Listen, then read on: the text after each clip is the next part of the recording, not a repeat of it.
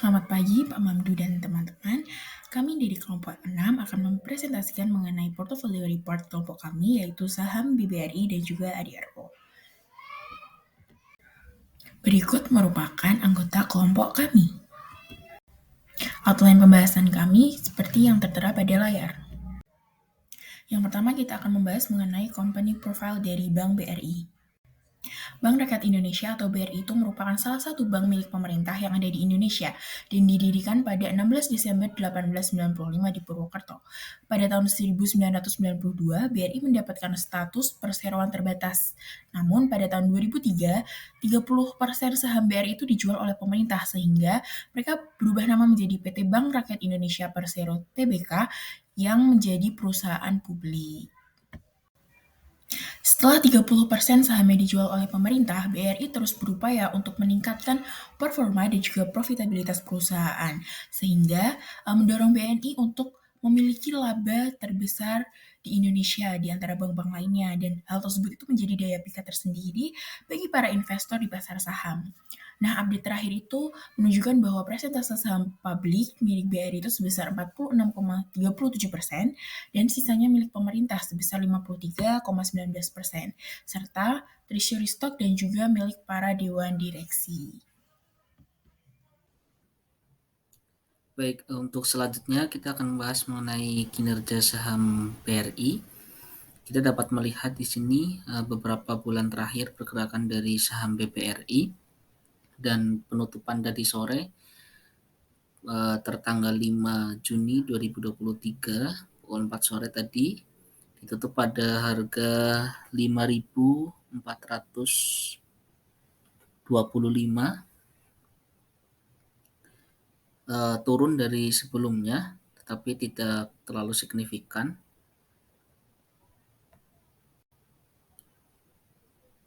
Dan apabila kita bandingkan juga dengan beberapa saham dari bank industri perbankan, diantaranya ada BNI, kemudian Mandiri, dan BCA. Di sini terlihat bahwa tingkat pertumbuhan dari saham BBRI masih tergolong tinggi, yaitu di angka 14,7% dibandingkan dengan beberapa saham perbankan lainnya. Meskipun demikian, masih terdapat beberapa titik fluktuasi saham tersebut.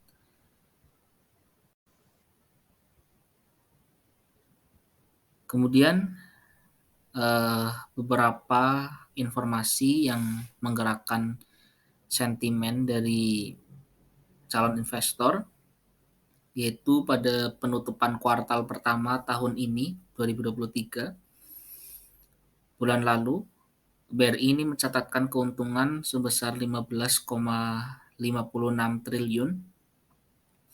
Artinya ada peningkatan,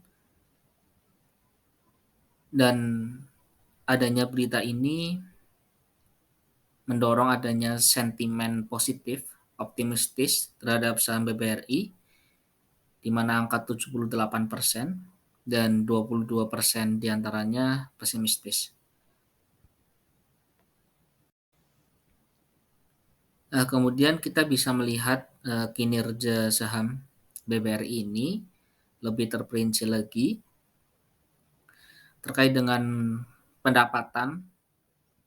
Ini tertanggal tahun kemarin ya, penutupan tahun 2022 sebesar 137,74 triliun dengan IPS 360,98 dengan tingkat dividen 6,09%.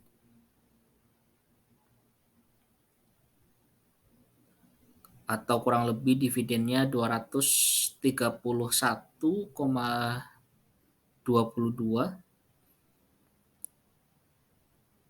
Ini tertanggal penutupan kuartal pertama kemarin. Ini meningkat dari penutupan di tahun kemarin sebesar 5,04%, meningkat 1% lebih dan menunjukkan kinerja yang positif. Kemudian Ini untuk proyeksi 12 bulan ke depan berdasarkan tren dari 12 bulan terakhir dari saham BBRI, di mana untuk perakiraan 12 bulan ke depan harga tertinggi di angka 6.800 dan terendah 4.800, sehingga rata-ratanya 5.873. Artinya diproyeksikan akan naik sebesar 8,25%.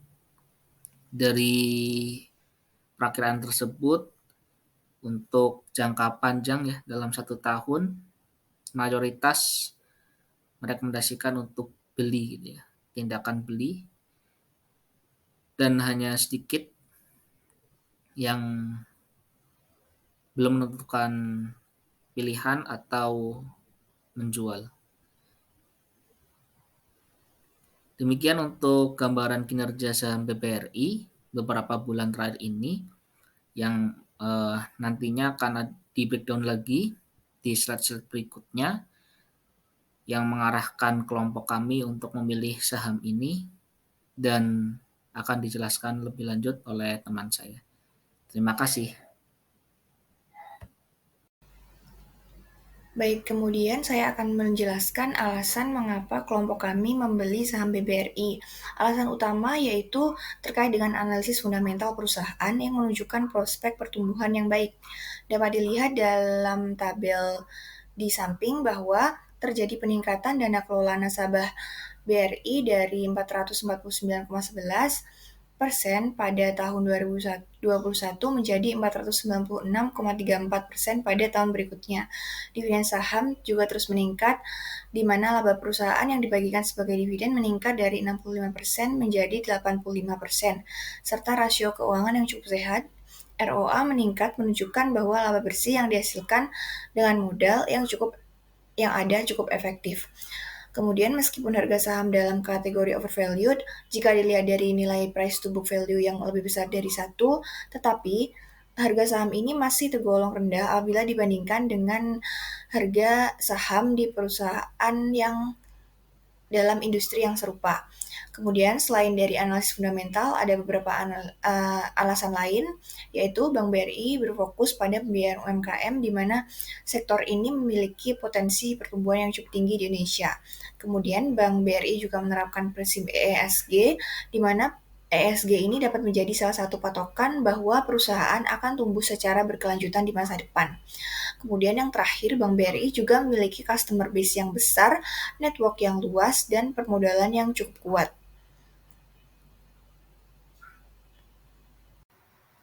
Baik, selanjutnya saya akan menjelaskan terkait dengan strategi saham yang kita pilih, yaitu saham BBRI. Nah, berdasarkan tadi hasil grafik analisis fundamental, BBRI ini tuh memiliki potensi yang cukup menguntungkan ke depannya. Nah, tadi saham BBRI itu sendiri juga memiliki tren yang positif beberapa tahun ke belakang, meskipun pada hari ini ada laporan bahwa saham BBRI mengalami penurunan sebesar kurang lebih dari 2% dari saham sebelumnya. Namun bukan berarti bahwa saham ini tidak akan dapat berkembang.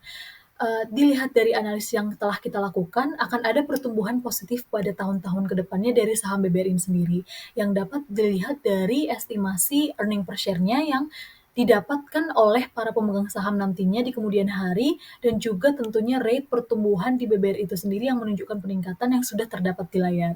Kemudian selain itu juga kita mempertimbangkan bahwa BBRI ini itu telah berfokus terhadap salah satu strategi yang menurut kita cukup sangat berpotensi nanti di kemudian hari, yaitu diversifikasi produk yang kemungkinan akan selalu dibutuhkan oleh masyarakat di zaman sekarang, dan kita perkirakan akan dapat bersaing di industri perbankan dan juga industri lain yang berhubungan, dan sehingga kita menyimpulkan bahwa BBRI ini tuh memiliki potensi atau sebagai tempat yang tepat bagi kita untuk berinvestasi. Nah, oleh tadi sebab berdasarkan analisis dan juga transaksi yang telah kita lakukan, strategi yang akan kita lakukan dengan saham BBRI ini yaitu untuk saat ini kita akan hold saham BBRI, dan ketika nanti penurunannya mencapai lebih dari 15%, kita akan menjual saham itu sendiri. Dan tadi juga sudah saya sebutkan sebelumnya, berdasarkan analisis dan juga yang dilakukan terhadap saham BBRI ini, terdapat hasil earning per share-nya yang mengalami peningkatan yang signifikan dan juga data tingkat sentimen yang optimis yang tinggi sehingga kita berencana akan membeli saham BBRI di masa mendatang. Sekian yang dapat saya jelaskan, akan dijelaskan oleh teman saya selanjutnya. Terima kasih. Selanjutnya adalah company profile dari PT Adaro. PT Adaro Energi Tbk ini merupakan perusahaan yang bergerak di bidang pertambangan batubara dan energi yang didirikan pada 2 November 1982 yang berusaha untuk menjadi grup perusahaan tambang dan energi yang terkemuka di Indonesia melalui berbagai usahanya kepada konsumen, baik kepada lingkungan, karyawan, perusahaan sendiri, mitra, dan juga masyarakat serta negara. Nah, Adaro itu juga berusaha untuk memaksimalkan nilai bagi para pemegang saham melalui berbagai cara. Seperti yang pertama adalah melalui kegiatan operasional aset-aset dan juga mereka mencatatkan anak perusahaan mereka di bursa saham. Selain itu, Adaro juga sangat berhati-hati ketika melakukan belanja modal sehingga tercipta keseimbangan antara uang yang diinvestasikan kembali dengan dividen yang diberikan kepada pemegang saham. Oke, selanjutnya kita bahas kinerja saham PT Adaro dengan kode saham ADRO. Di sini kita bisa lihat kalau harga saham Adaro berada di sekitar 3.900 pada tahun 2022 dan pada hari ini tanggal 5 Juni 2023 harga saham tersebut jatuh ke harga 2.100. Harga saham yang anjlok ini disebabkan oleh harga komoditas batu bara yang sedang mengalami penurunan. Harga saham yang turun ini juga masih bisa semakin turun lagi seiring waktu. Lalu ada dividend yield dari Adaro ini selalu mencatatkan historical tertinggi. Beberapa tahun belakangan ini selalu berada di atas 5% dividend yield mereka. Dan pada tahun 2018 di angka 5,87% dividen yield-nya sampai pada 23 Mei 2023 kemarin menyentuh angka 20% dividen yield-nya.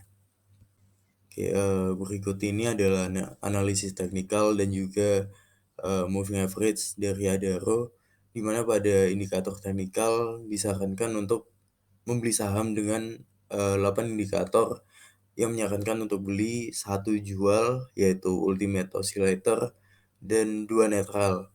Lalu pada moving average Adaro disarankan untuk menjual dengan 7 indikator yang menyarankan untuk jual dan 5 indikator yang menyarankan untuk beli. Oke, lalu ini adalah berita mengenai saham Adaro yang direkomendasikan oleh analis pertanggal 5 Juni 2023 dengan catatan untuk spek buy dengan support di 2000, lalu cut loss jika break di bawah 1950, tetapi jika tidak break maka tidak break di bawah 2000 maka terdapat potensi naik ke 2120 sampai 2200 short term. Demikian bahasan sedikit mengenai kinerja saham ADRO dan selanjutnya akan dilanjutkan oleh teman saya. Baik, selanjutnya adalah alasan mengapa kami membeli saham Adaro ini. Nah, yang pertama adalah diversifikasi. Saham yang kami beli sebelumnya adalah BBRI, yaitu bank, sehingga kami ingin melakukan diversifikasi ke bidang lainnya dan pilihan kami jatuh ke dalam industri tambang. Dan kami sempat melihat beberapa berita mengenai beberapa analis menyarankan untuk membeli Adaro sehingga kami mencoba untuk melakukan analisis teknikal. Di sini bisa dilihat bahwa sebenarnya memang saham ini cenderung downtrend gitu. Jika dilihat dari moving average 50, 100 dan 200. Tapi kalau kita persempit time frame-nya jadi moving average 9 ini kami dapat melihat potensi bahwa saham ini akan mengalami reversal, yaitu akan naik gitu. Nah, ini adalah hasilnya. Kami kemarin membeli saham ini di 2.100 dan per hari ini kami mendapatkan floating profit di angka hampir 5% gitu. Itu alasan kami membeli saham ini. Baik, selamat siang, sore, malam, pagi untuk Pak Maulid dan juga teman-teman. Perkenalkan nama saya Rio dan pada kesempatan kali ini saya akan menjelaskan mengenai strategi buy atau selling dari PT Adaro Energi Indonesia Tbk. Nah, pada kesempatan kali ini saya akan mulai dengan menunjukkan per share values dari Adaro sendiri dan bisa kita lihat terutama pada bagian earnings di mana stock prices follow earnings per share. Nah, dan kita bisa lihat di sini adalah trendingnya itu downward dan lebih ke stagnan juga. Dan kalau bisa kita lihat di sini harga dari coal sendiri atau pendapatannya sendiri itu lebih tinggi daripada stock price dari Adro. Dan bisa kita lihat di sini bahwa masih di bawah dan juga revenue, free cash flow, dividend, serta book value-nya juga bisa dilihat tertera di bagian kiri yang ada pada slide ini. Kemudian untuk growth rates dari PT Adaro sendiri bisa kita lihat dari revenue year on year-nya, kita bisa lihat bahwa terdapat trend downward dan juga dari revenue sendiri itu terjadi perlambatan pertumbuhan daripada pertumbuhan harga dari coal sendiri. Dan bisa kita lihat bahwa hal ini tuh merupakan suatu hal yang bisa menjadi konsiderasi bagi para pembeli atau investor agar bisa lebih mempertimbangkan lagi dan juga di bagian slide ini juga diterterakan juga terkait EPS-nya, FCF-nya, dividends dan juga BV-nya. Tapi mungkin dari hal ini sendiri bisa kita ambil bahwa pendapatannya itu lebih bertumbuh secara langsung seperti itu. Kemudian pada slide ini sendiri, kita bisa lihat bahwa beberapa margin, yaitu mulai dari gross margin, operating margin, net margin, dan juga return on equity, bisa kita lihat bahwa terdapat peningkatan daripada 3 years average yang sudah dihitung oleh kelompok kami sendiri. Dan bisa kita lihat terutama pada operating margin ini sendiri itu lebih tinggi daripada coal-nya sendiri. Jadi hal ini merupakan suatu hal yang baik mengingat bahwa margin yang bisa diterapkan oleh dari Adaro sendiri merupakan pertumbuhan yang positif seperti itu. Kemudian bisa kita lihat juga pada bagian valuation-nya ini sendiri, bisa kita lihat terdapat beberapa faktor juga yaitu price to sales, price to earnings, price to cash flow, price to book, dan juga EV atau EBITDA, earning before interest, tax, dan juga kelanjutannya. Dan bisa kita lihat bahwa Adaro itu overvalued jika dikomparekan pada 3-year average PE ratio yang sudah ditetapkan oleh kelompok kami sendiri. Dan juga dari hal ini bisa kita lihat bahwa penurunan tuh sangat terjadi signifikan jika dibandingkan dari tahun-tahun sebelumnya dari 2021 hingga titik sekarang.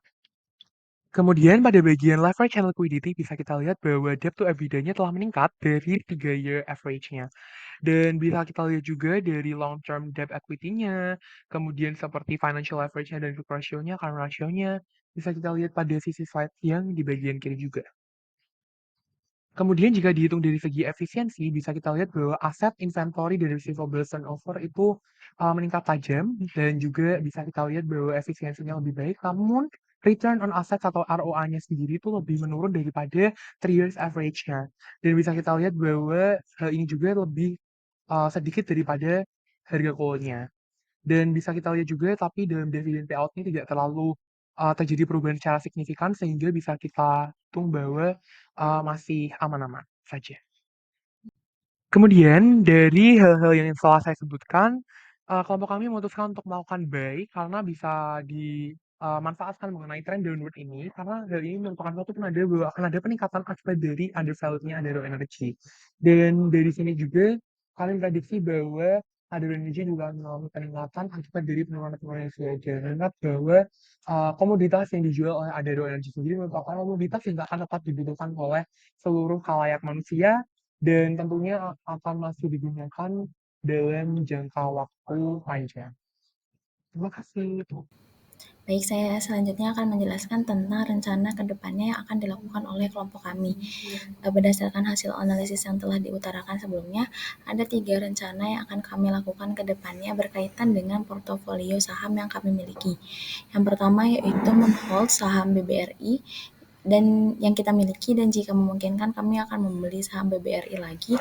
Namun apabila tingkat penurunannya lebih dari 15%, maka kami akan menjual saham BBRI tersebut.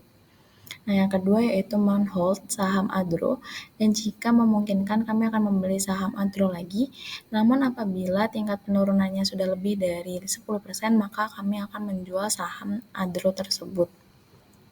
Nah, selanjutnya yaitu membeli saham dari industri yang berbeda agar portofolio saham yang kami miliki lebih terdiversifikasi. Nah, untuk saham yang kami rencanakan untuk dibeli ke depannya, yang pertama ada ANTM yang merupakan saham dari PT Aneka Tambang Tbk. Dan karena jika dilihat dari analisis saham kami, akan ada pertumbuhan positif pada tahun-tahun ke depannya. Hal ini bisa terlihat dari estimasi EPS yang akan didapatkan oleh para pemegang saham ANTM di kemudian hari. ANTM juga merupakan perusahaan yang memiliki diversifikasi produk yang akan selalu dibutuhkan oleh masyarakat di zaman sekarang, yang membuatnya memiliki customer base yang kuat. Oleh karena itu, kami menyimpulkan bahwa ANTM memiliki potensi sebagai tempat untuk berinvestasi kelompok kami. Selanjutnya ada saham dari PT Indofood Sukses Makmur atau INDF. Jika dilihat dari analisis kami juga akan ada pertumbuhan positif pada tahun-tahun ke depannya. Hal ini juga terlihat dari IPS dari INDF yang terus meningkat dari tahun ke tahun, yang kemungkinan besar juga akan terus meningkat.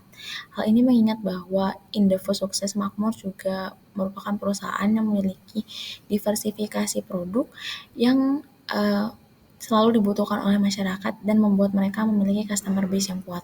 Oleh karena itu, kami juga menyimpulkan bahwa INDF memiliki potensi sebagai tempat untuk berinvestasi kelompok kami. Sekian presentasi dari kelompok kami, kurang lebihnya mohon maaf. Terima kasih.